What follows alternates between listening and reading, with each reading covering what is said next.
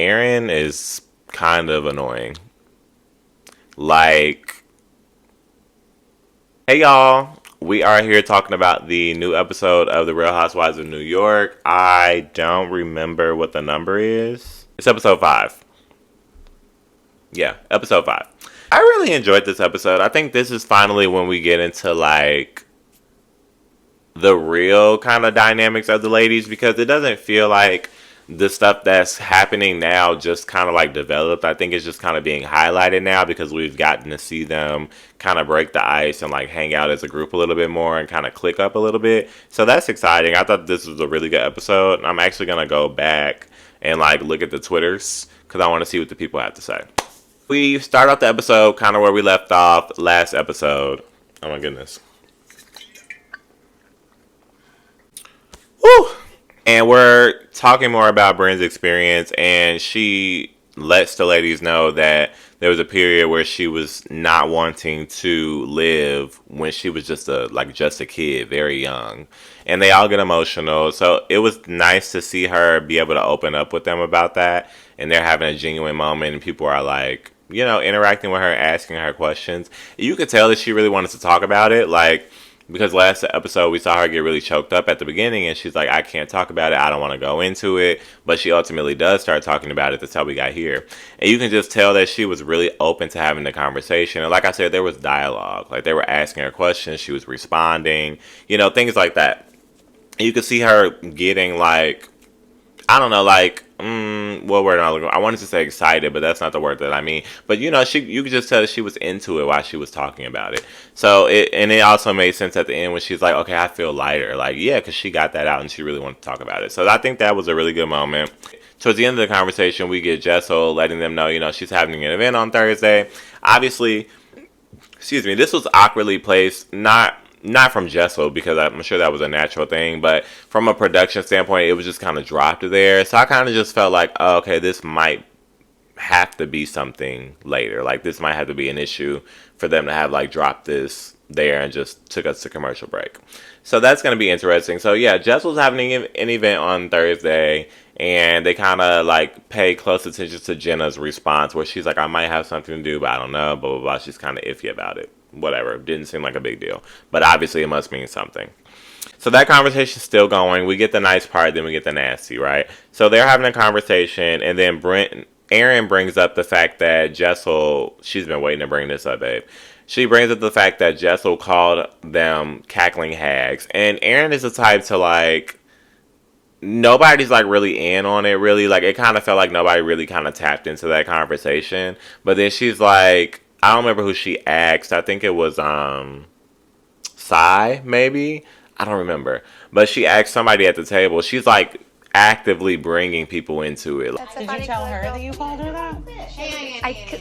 What do you mean? I mean, do you know that we were the Hampton cackling hags?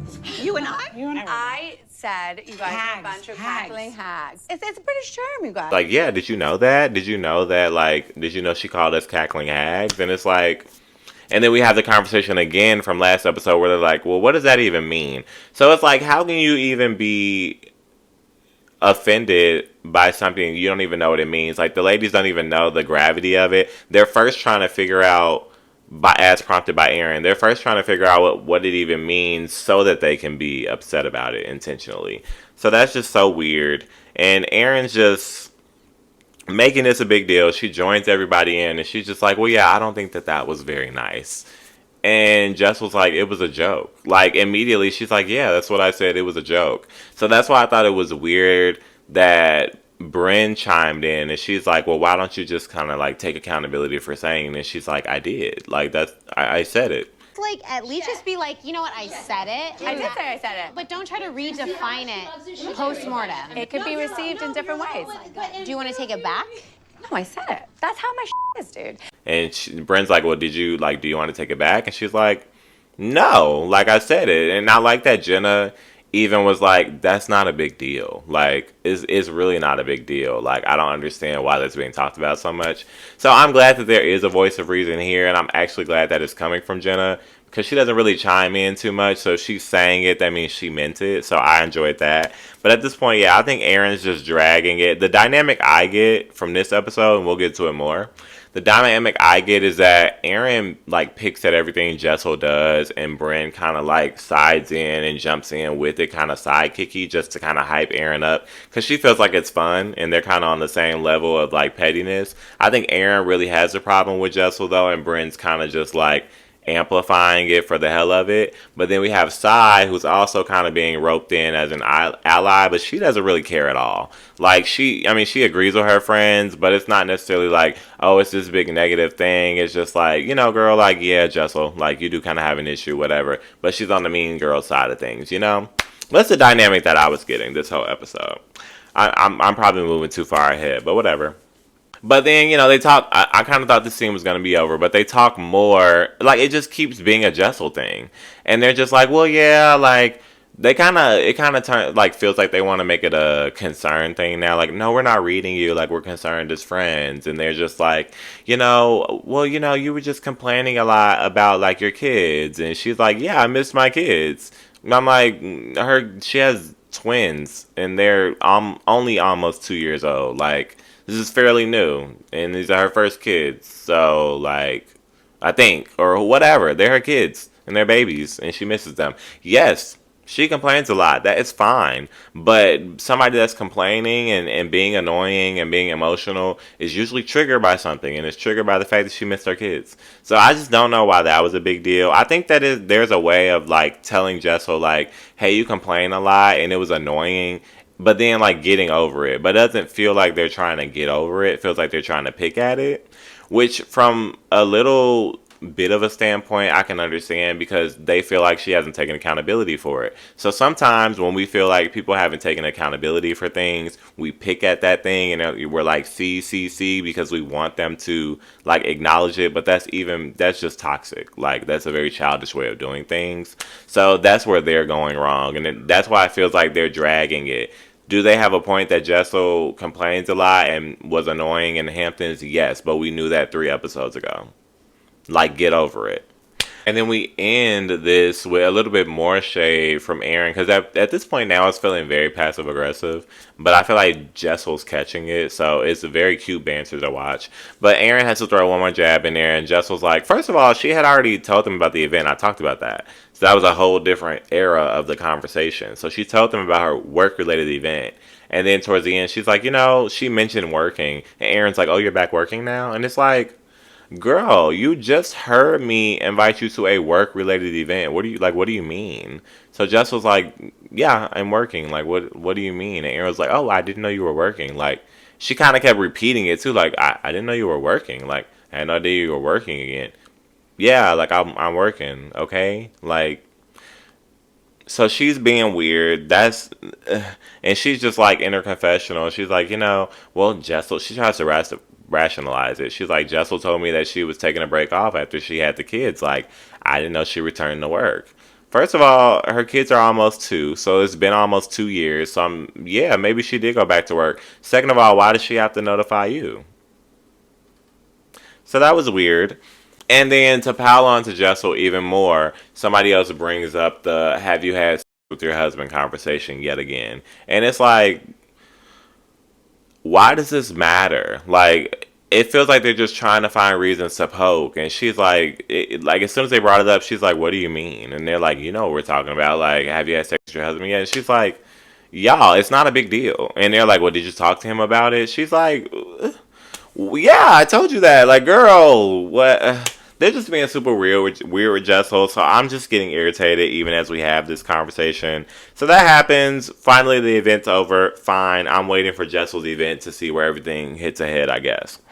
We get these, like, transitional scenes, and I just noted, like, Uba was eating a hot dog, and I'm just like, I love that Uba likes to eat because I like to eat, so I made a note of that. We now get, which I didn't expect and I was happy to see, we get a Jessel and Erin sit down. I guess Jessel invited her for coffee, and it seems like they're either in or around Tribeca. So, when you sit down for your meal and you're just like, oh yeah, like, thanks for coming out, nice area, blah, blah, blah. And basically they start talking about where they are. They're like, it's so nice. And Jessel's like, yeah, it's just up and coming, which is not a negative thing to say. So I don't understand why it became this thing, but whatever. She's like, yeah, it's just really nice and up and coming. And Erin immediately defensively is like, what do you mean it's already there?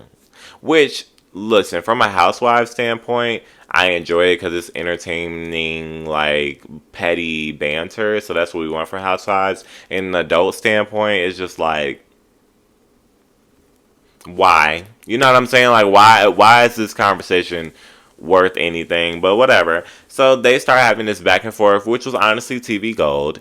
And she's like, yeah, it's there already. And they're both speaking in monotone. And Jess was like, is it? Like, I don't know. Like, they need a couple more things. I know this neighborhood's like really up and coming. It's not. It's there. Is it there? Oh yeah. I mean, I feel like it still needs like the restaurant. I mean, you know, is it there? I feel like there's still a lot of potential. Like, and she's like, restaurants, and Erin's like, no, like, but this is like, and then Erin gets to her confessional, and she's just like, from a real estate person, like, I know that this is like the area in New York. Like, she doesn't know anything. It's like she doesn't do real estate.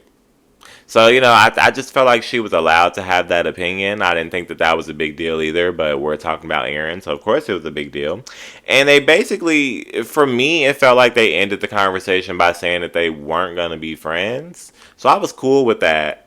But, like, from the way I read it, I'm like, okay, so this is going to be like an ongoing beef for the season. So that's why I think I had gotten so irritated with Erin, because I'm like, oh, I'm going to be seeing this all season. So that's what I got from that. I don't know how everybody else interpreted it, but we left that, and that was just kind of that, and we moved on for the time being. I think I don't know if it's in my notes. I think I just interpreted this, but maybe also somebody said it, but basically it's highlighted, whether it was in my head or on the television, and it is obvious that Erin is just still upset with Jessel from the Hamptons. I think what happens was she referenced the Hamptons, and I'm just like, girl. So at the end of the day, like, Erin's just upset with Jessel. She's annoyed with her. Let's be more clear. She's annoyed with her, and so she's picking at her because she's annoyed with her.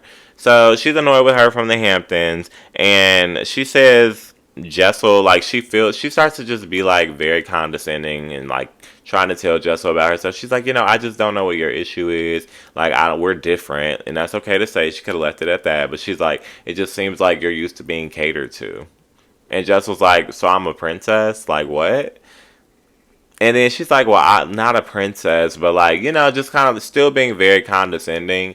And I already didn't like it, but then Jessel got into her confessional and she was talking about it, and she's like, that's crazy to hear because I'm an immigrant and I work so hard for everything I have. So then that got me to thinking, I'm like, yeah, because isn't Erin basically like a Nepo baby? Like, she said that her family did real estate when she was younger, and they did like huge deals and all this stuff. And then, that doesn't discount the fact that I'm sure she's worked hard in her career, but like, she probably may have had definitely some advantage there to get where she is. So that's just how I feel. I like next that we get this scene of Brynn out to lunch, and I forget who she's with. Honestly, I wish I had written that down. But the biggest thing, she's with it's Brynn and Sai.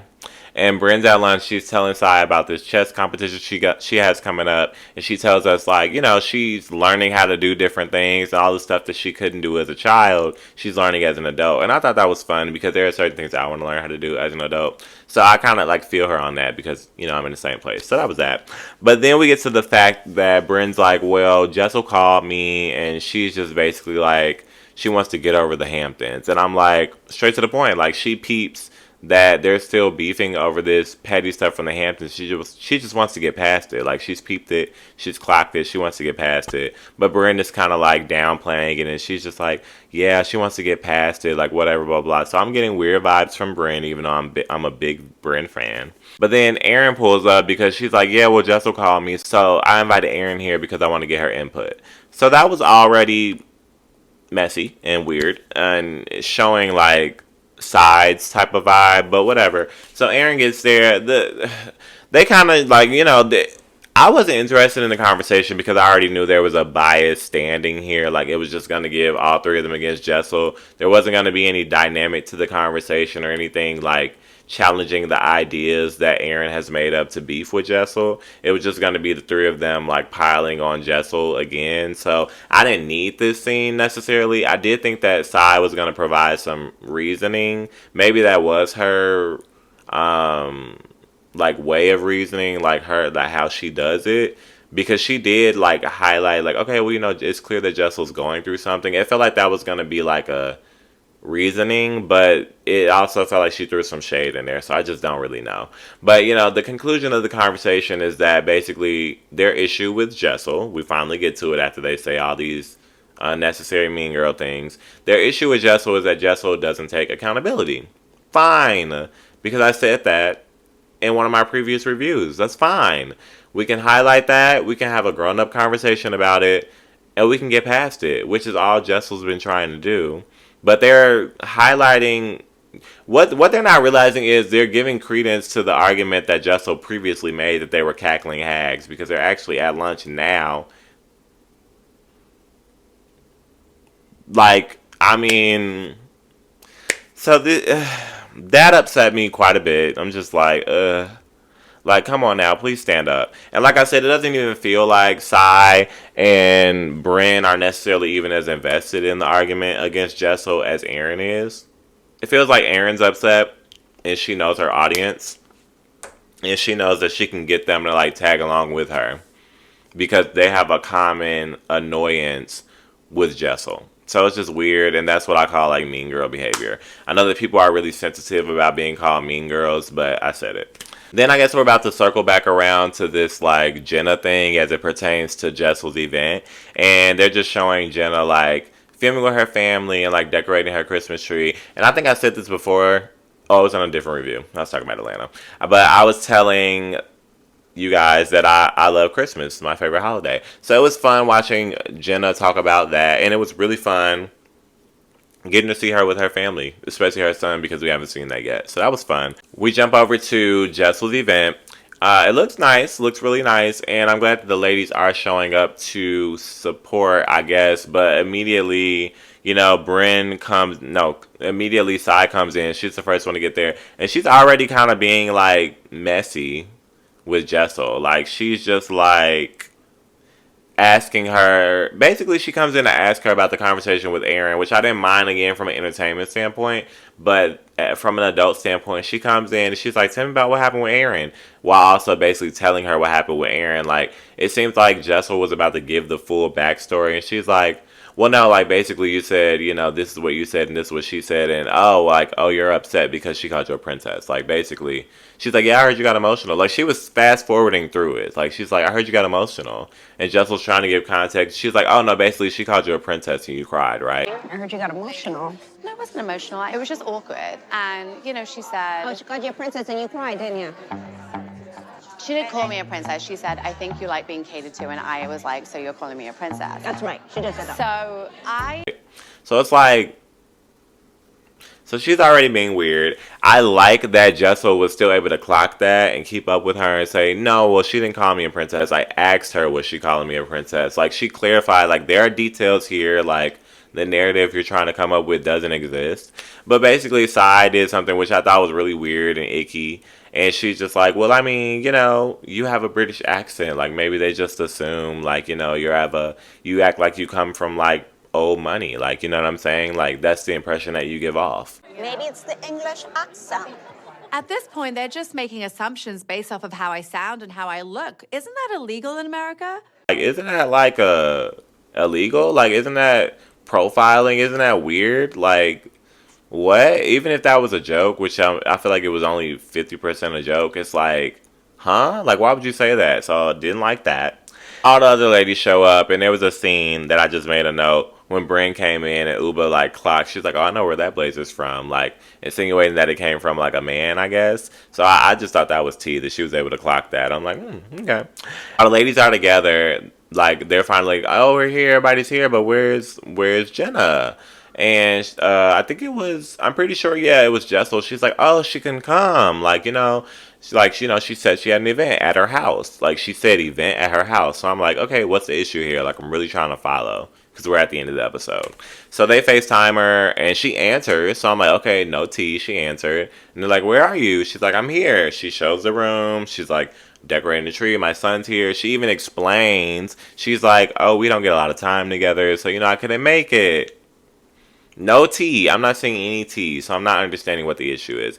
Everybody's excited. They're like, oh my God, look, la la la. Like, they're interacting. They hang up. And then as soon as they hang up, and Jessel kind of walks off to, like, go check on something, Bryn's like, I have an issue with that. And I'm like, why? And she just starts saying, like, oh, well, didn't Jenna say she had an event? Like, I don't know why she's at her house with her kids and she has an event. She could have just said that she was hanging out with her kids. And I'm like, why is that an issue? Like, I thought, because they showed this on the preview, I thought that Jenna was going to say at the dinner when she was initially invited that she had an event to be at, but she never did that. So now I'm like, we never even heard Jenna say that she had an event, so we don't even know if that happened. And there was a weird part where I think it was Sai. She kind of leaned in for a second, and she's like, "I don't think Jenna said that." And it's like she's clocking her teeth. They're like, "Yeah, Jenna didn't. Like, maybe Jenna didn't say that. Maybe it was Jessel that just said that before we called." Because that's what I'm thinking, but I don't know. There could have been an instance where Jenna said that, but they didn't show us that. We never show that, so that's why I'm just confused on why that's such a big deal. But they kind of move on from that for a little bit. And ERIN finally shows up super late, which I wanted to know was shady or not. But that's just me being petty. I wanted to know. And, when she comes in, Jessel apologizes immediately, which gives like 100 more gold stars to Jessel. Because even though they had this shady exchange, she's just like, my intention was, and I apologize. Like, she really approached it the way it should be approached. And to my surprise, ERIN accepted it and she was like, I'm done and I want to move on. So I was kind of gagged by that because like I said, was prepared to have to do a Jessel versus ERIN all season because it was crazy. Things were getting crazy. But it seems like they have resolved it for the time being. So that was surprising, but I liked it and it kind of moved ERIN back up a notch because I'm like, okay, cool. But I don't know. We're going to see.